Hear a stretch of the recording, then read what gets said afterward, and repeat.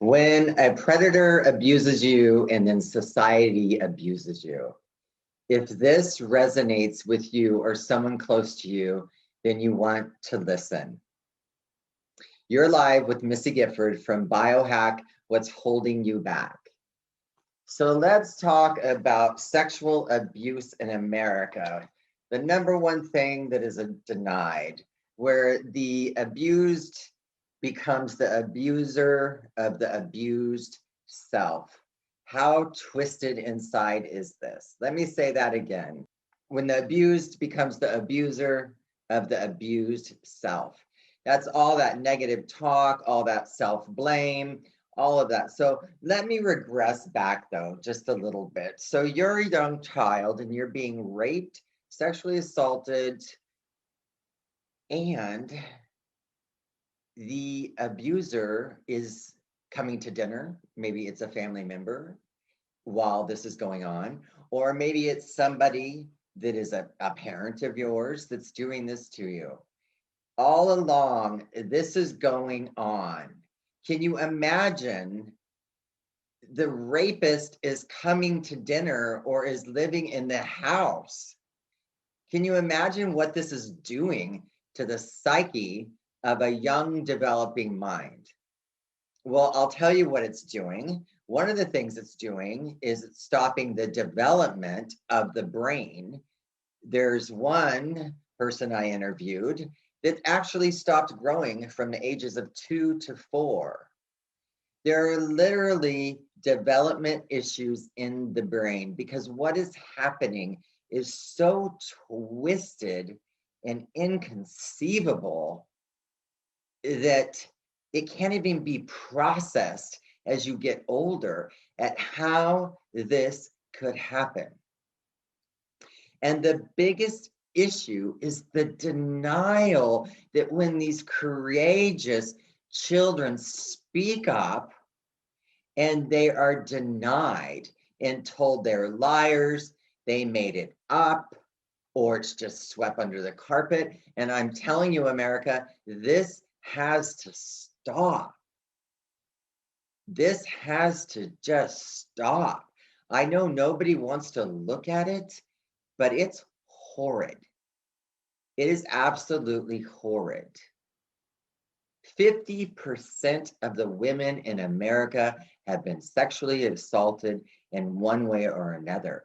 And that's just the number that's actually reporting it.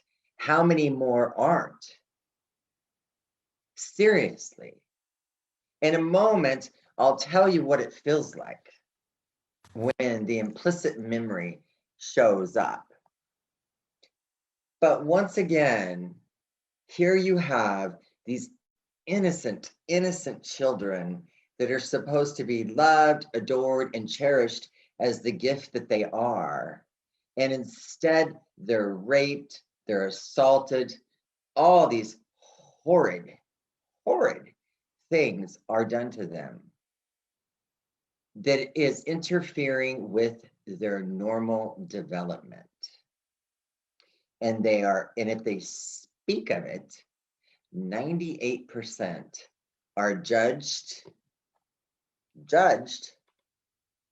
blamed, and condemned by those who were supposed to protect them.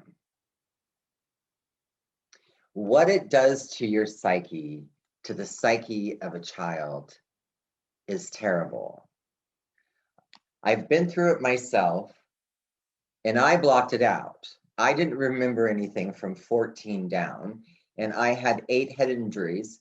So they told me that the reason why I couldn't remember anything from 14 down, and why from 14 down, well, the predator left and was no longer in the house anymore.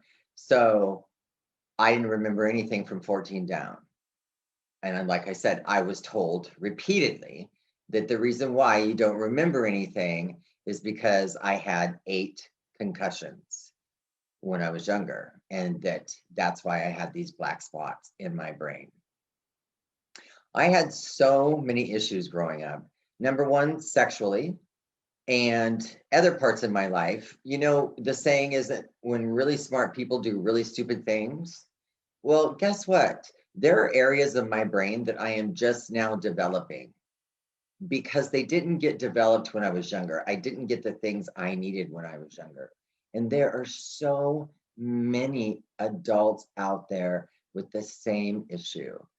My main purpose of this podcast today is not to talk about what I went through, but to share with you what I've learned because of what I went through. And the number one thing that I would love to see change is to get rid of the negative voice you have in your head. It is not your voice.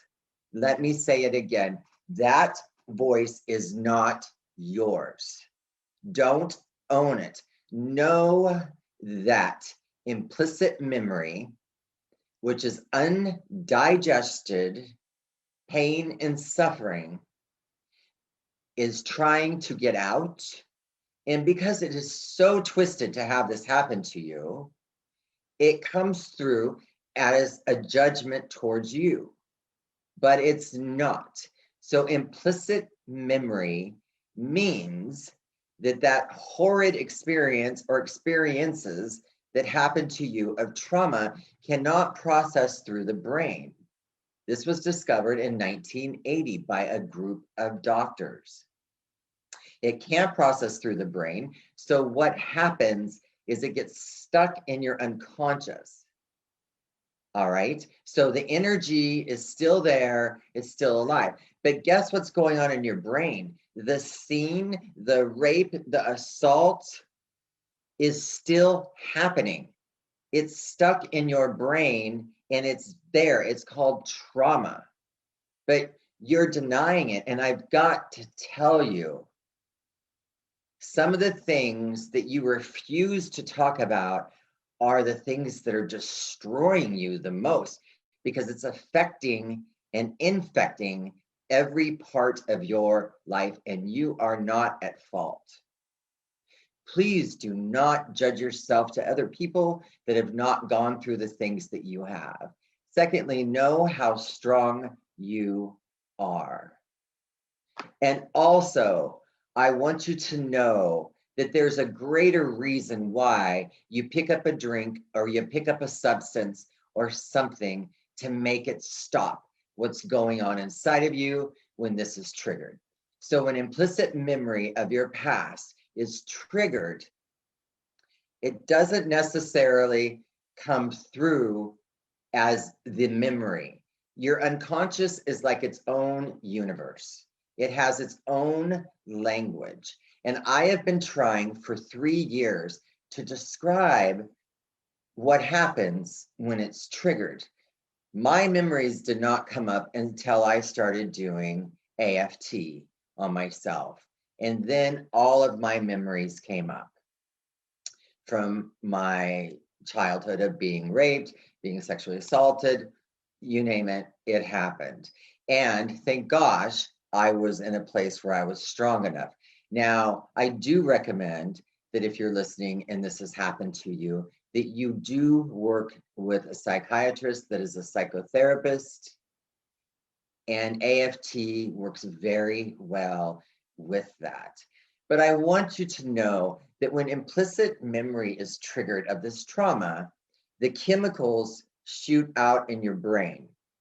But you may not see the images because you may have not you, but the body and the brain have repressed them so much that you don't see the images anymore. But what you are feeling is the chemical release in the brain of how you felt when the assault or the rape was going on. But it's very aged. It's been in there a long time, and it's mixed with a bunch of other traumatic memories that hold that same frequency. It's like a radio station. The brain stores everything that matches that song in one area, and then if it matches this song in this area. And so as it ages, it comes through in a very, very strange way. And like I told you, I have been working for years on trying to figure out how to describe it, how I could describe it to you. So I'm going to go through an event I went through, and it lasted quite a while. And hopefully, those of you who think you're addicts and think that there's something wrong with you, that you're blaming yourself, you're judging yourself, you're listening to that negative voice, you've taken this shame, you've judged yourself, you actually even hate that part of you. Like I said, I didn't know until I was 35 years old. I mean, I knew there was one memory I had, only one, where I was brought home in a police car. The police picked me up from these people's house, and I was in their bed with no clothes on, and the sheriff wrapped me in a blanket and took me home, and I had a concussion, and I'd been raped and all kinds of stuff by those people that had me's son. Anyway, my parents didn't know. I was in shock. Nothing was ever done about it. It was just kept a secret. That's the only memory I had. The memory I had was, why was I brought home without any clothes on? And why was I in these people's bed? And everybody's telling me that I got hit by a car. Well, if I got hit by a car, why are all my clothes off? And that's really the only memory or thought I had until I was 35 years old, and I was pregnant with my son, and all of a sudden I was feeling terrible. I just was feeling this horrible feeling towards this child inside of me, and I didn't know why. And at that time, I was going to a therapist that did NLP. And what I discovered through hypnosis when I was regressed back was that I was abused. And I got to tell you, it was quite a, how do I say, horrible, horrible, horrible moment for me. And when I got home to my husband, all I remember is how dirty I felt, how I didn't want to be a part of that, because in my mind, those were dirty women that were strippers and prostitutes. And, we all have I guess, our ways that we look at things. And I just remember I was horrified, but it did take away the feeling I had towards my child, which was great. And I did years in therapy after that, and that was it. I thought I was good until I broke my neck and woke up in suicide depression, and found out after working with a psychiatrist that is a psychotherapist that breaking my neck was kind of the straw that broke the camel's back, and it was too much trauma for my brain, and the suicide was me stuck in my trauma. So all I was feeling was the unconscious, and that is suicide. And it wasn't something that I was sitting there thinking. Like I told you, there weren't any memories. Right after the surgery, I did have PTSD really bad, so I had memories of the military, a few memories, but things were moving very weird. The suicide would come whenever it wanted. And it's the same sort of feeling that you get when you have implicit memory of your past triggered. So I'm going to do my best to describe it. And the reason why I am, and why I'm so passionate about this, is I know quite a few people that have been raped and been sexually assaulted when they were a child, and nothing was done about it. To be honest with you, I know a lot of people I've worked with, and nothing to this day has been done about it. besides the work that they are doing so that they don't, number one, pass it on, and number two, they can heal and have those areas of their brain develop, which you can do that. But what bothers me the most is I know one young person that her family has denied all of it, all of it. And so she has drug problems, she has drinking problems, she's been diagnosed with bipolar, all kinds of different things. And everybody in the family gets so mad at her because she doesn't remember birthdays and she doesn't remember this and she doesn't remember that. And it infuriated me that there was so much denial and nobody wanted to recognize the fact of what this little girl's been through. And I'm sorry, when we go through things like that, we don't have normal brains. Our brains have been so traumatized by having our youth taken away from us because no child should go through that. And then you wonder why we're not normal, why we're maybe not traditional, or maybe you find us irresponsible. We forget things, all kinds of things because we're living in such trauma and fight or flight all the time. See, we just adapted to it as a child. And then we grew a huge imagination so that we could get through it when it was happening. But what I want you to know is what's going on when that implicit memory comes up. And I just want to make you aware of the why. Because honestly, when I woke up in suicidal depression, I was like a deer in the headlights. I needed to know why. Why is this happening to me? And it took me a year and a half to almost two to find the psychiatrist to give me answers so that I could understand instead of somebody just handing drugs to me all the time. And why is this happening to me?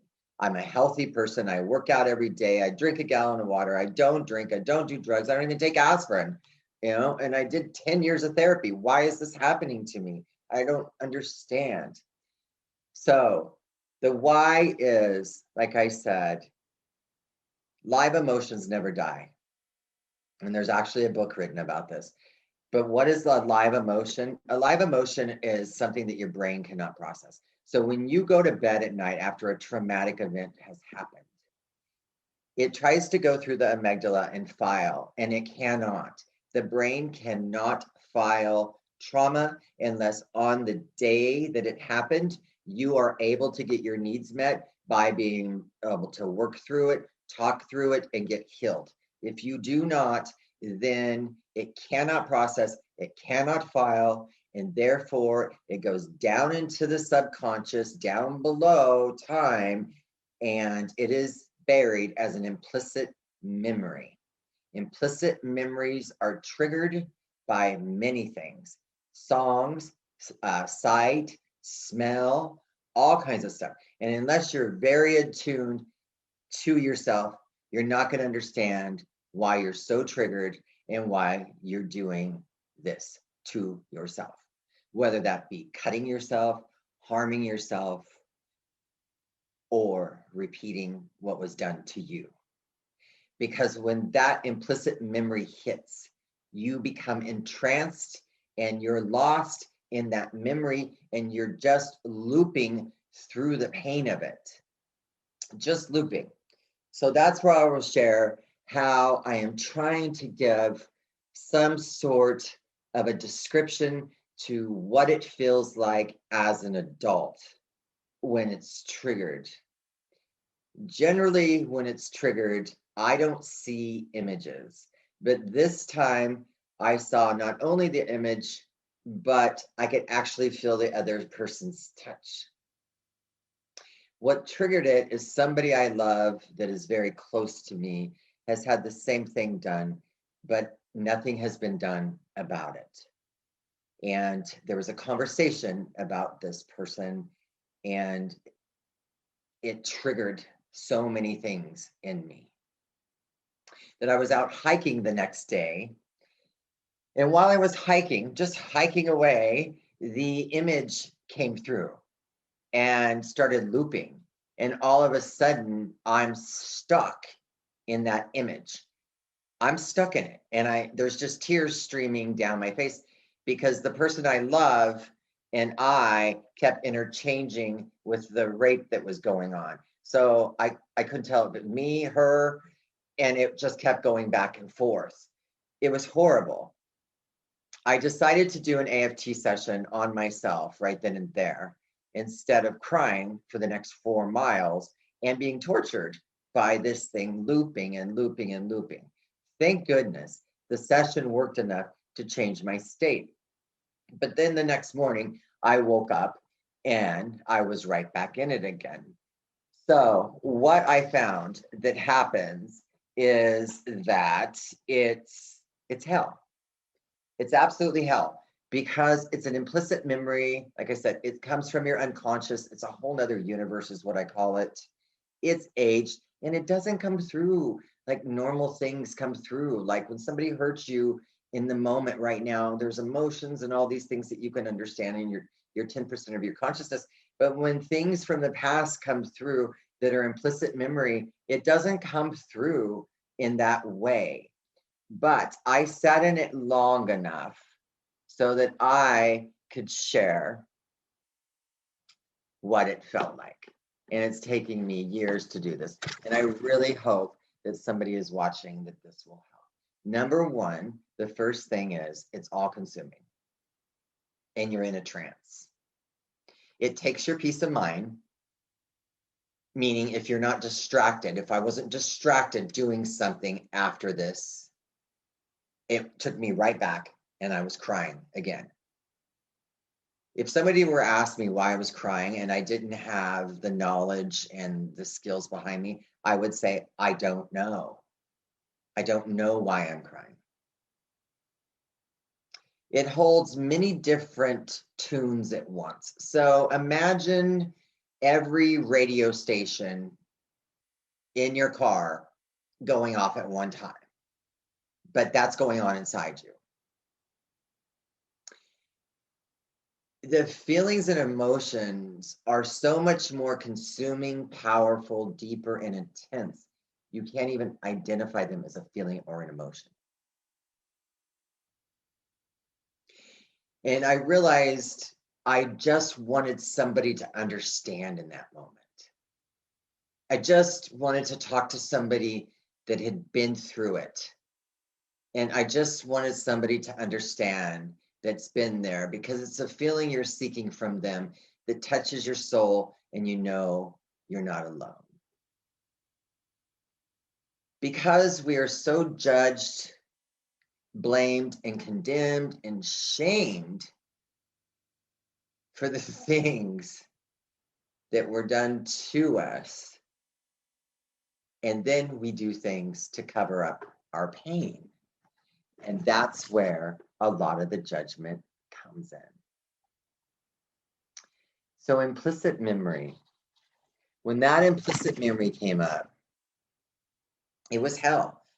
And I remember suicide when it came through, and the only way I could describe it was hell.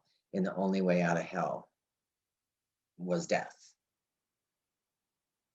The memory takes you over and you're in it, and it's just looping. And like I said, it's a very aged energy of darkness that has grown over time. It takes over your mind. You feel like you're suffocating. You feel all these things. You feel angry. You feel hopeless. You feel bewildered, inhuman. To this day, in all the therapy I have done, I still cannot conceive in my mind how somebody could do such a thing. Even though I know it was done to them in its implicit memory, it doesn't matter. I still can't conceive it because I have children myself and I can't imagine looking into their eyes and doing something so unforgivable. So what I decided It's torture. That is the best example I can give when the implicit memory becomes alive. It is like being strung up and being beaten with no clothes on while everybody you told did nothing are standing around and laughing. That's what it feels like. This self-mutated torture with no relief. And then you wonder why in those moments somebody picks up a drug or a substance of any kind or a drink or just anything to make it stop. Just make it stop. Unless you have felt what I'm talking about, imagine, if you can, just for a moment, what I just shared with you. It affects every part of somebody's life, but why is it denied? Why must the parents continue to sweep it under the carpet, tell the child they're a liar, they imagined it? Why? I'm asking the parents, why do you do that? I don't understand. Is it your own denial and your own coping? Do you know how much courage it takes to speak up about something that is so inhumane? And then to be denied your birthright, which is to be loved, adored, and cherished as the gift that you are. And that is how every child should be raised. The damage that is done, I want those that have been sexually assaulted to know, can be undone. But you cannot deny it anymore. And you can't lie about it anymore. Because it causes depression, anxiety, phobias, eating disorders. It keeps you from having healthy relationships. It keeps you from self-love. But what I want you to know, and I'll say it again, is that negative voice is not you. You're not at fault. It should have never happened to you. You can get help. There is a way to heal. And I am a big believer that the only way we are going to stop it is by healing ourselves. One of the biggest horrors I had was I knew that if I didn't get help, that there was a 98% chance that I would repeat it to my own children. And as I told you, when implicit memory hits, you go into a trance. And I don't know what makes a mind become so sick that when they're feeling what I just told you, the torture, they do it to a young child. It's so sick and twisted that the abused becomes the perpetrator and the predator because it's so twisted. But I want you to know, you can't deny it. The self-judging voice is not yours to own. Don't own that voice. It's not yours. Like I said, it's gotten so twisted because this should be something we shouldn't ever experience.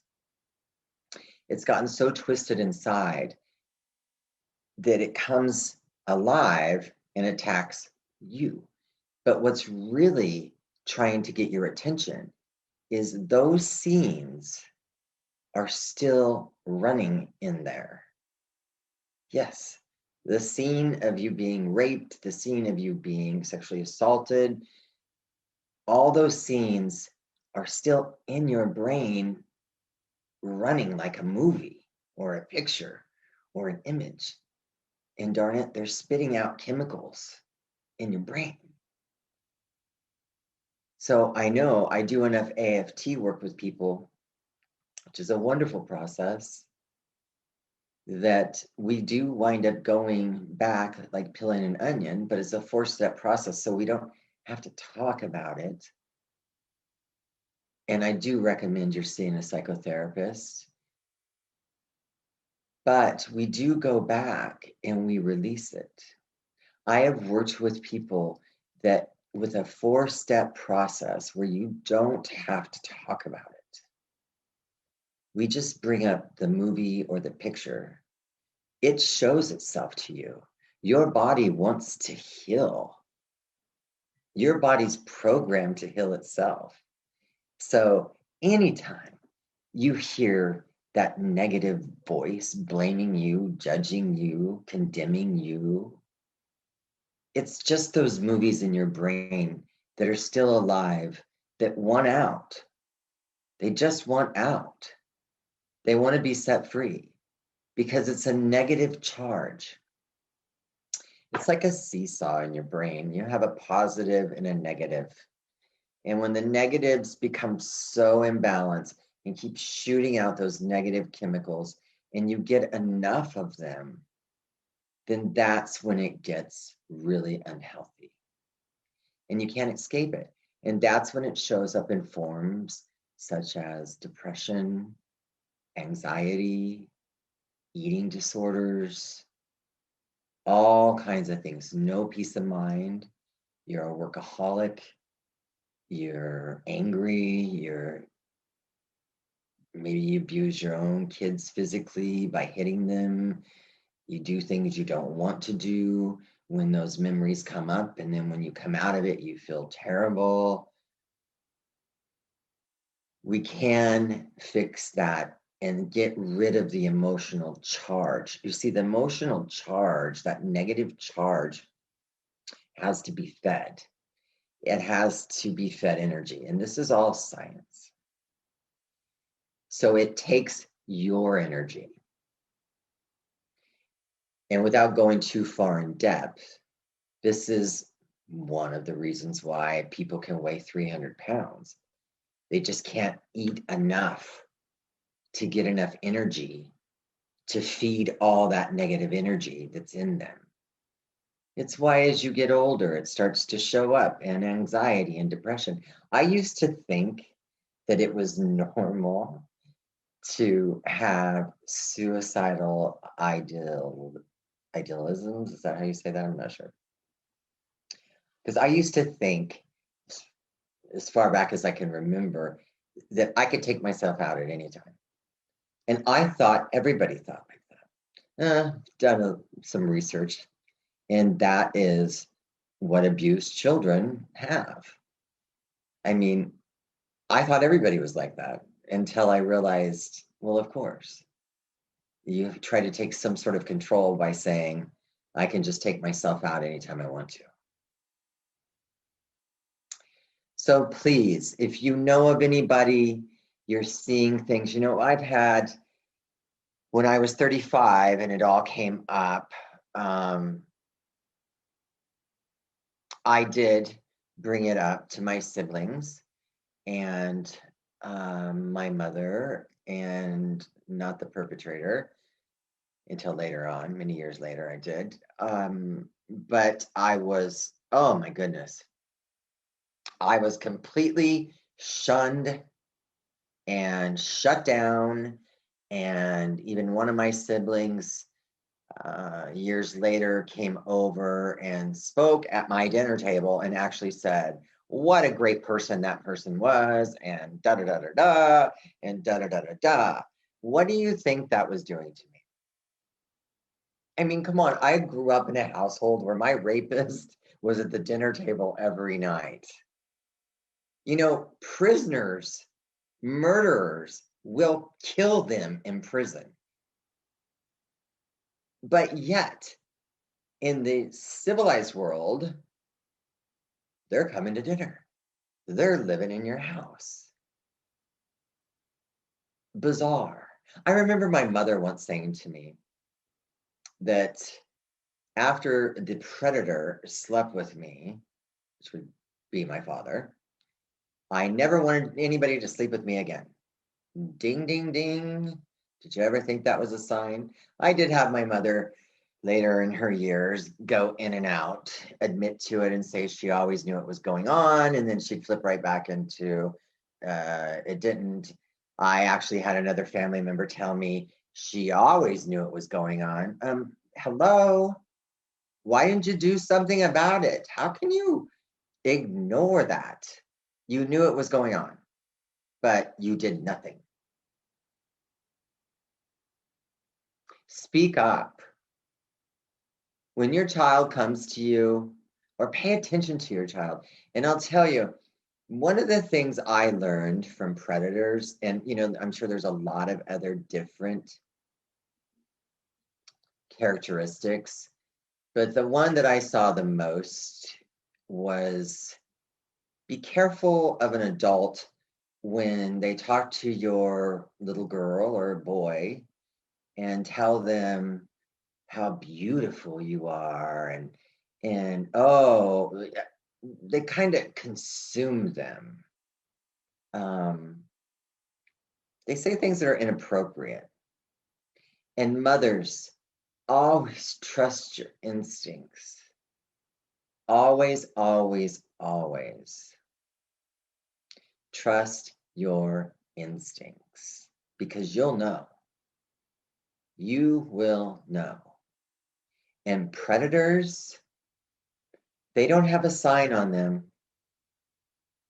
So make sure that you're very careful with your children and who you let them be around, and pay attention to those people. And if they seem weird or a little off, or something doesn't seem right the way they're talking, then trust it. Trust it completely. And if your children come to you, get them help. Do something about it immediately. Don't shut them down because it's too much for you to handle. Get some help yourself. And please stop judging yourself, and know that that judging voice is just implicit memory trying to get out. I hope the session has helped, and it's given you some greater answers, or maybe given you some greater answers to help those that you know that have gone through this. And those that you that have, know that you're some of the most courageous people there are. Think about it. Most people, well, the other 50%, don't go through that. And so don't judge yourself.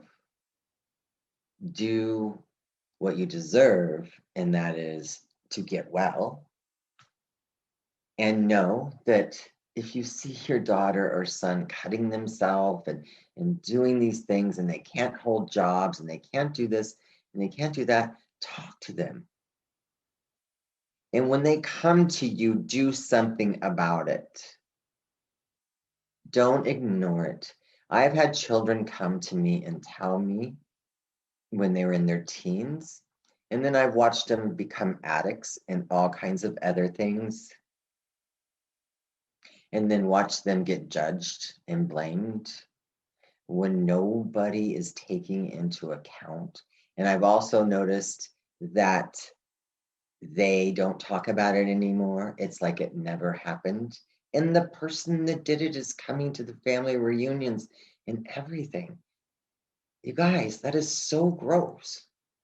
The rapist is coming to dinner. The only way that we can put a stop to something is change how we react to it.